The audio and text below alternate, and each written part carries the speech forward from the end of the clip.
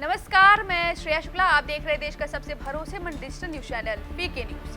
देश की और महाराष्ट्र की सियासत में शरद पवार एक बार फिर से चर्चा में है। चर्चा इस बात को लेकर हो रही है कि शरद पवार आखिर किसके साथ हैं। क्या वह महाविकास अघाड़ी के साथ हैं या फिर उनके दिमाग में कुछ और ही चल रहा है। क्यों शरद पवार ने पीएम मोदी की डिग्री पर उठ रहे सवाल को लेकर बड़ा बयान दिया है।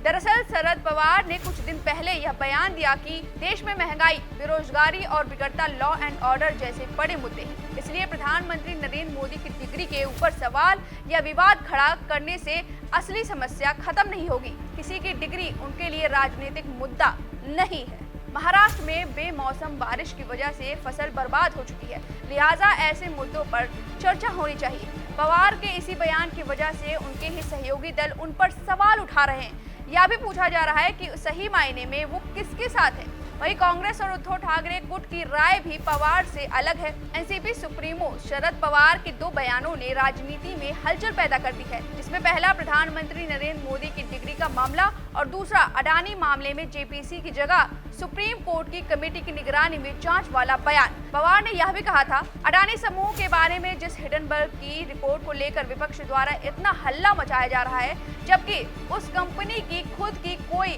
क्रेडिबिलिटी नहीं है।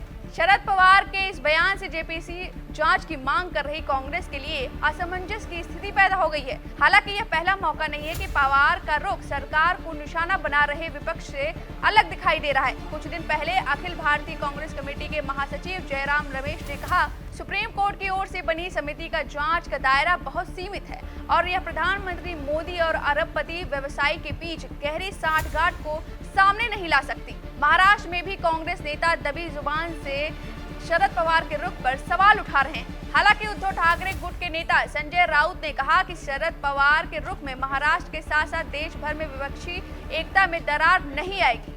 अब इस खबर पर आपकी क्या राय है, हमें कमेंट करके जरूर बताएं। वीके न्यूज, राष्ट्र के नाम।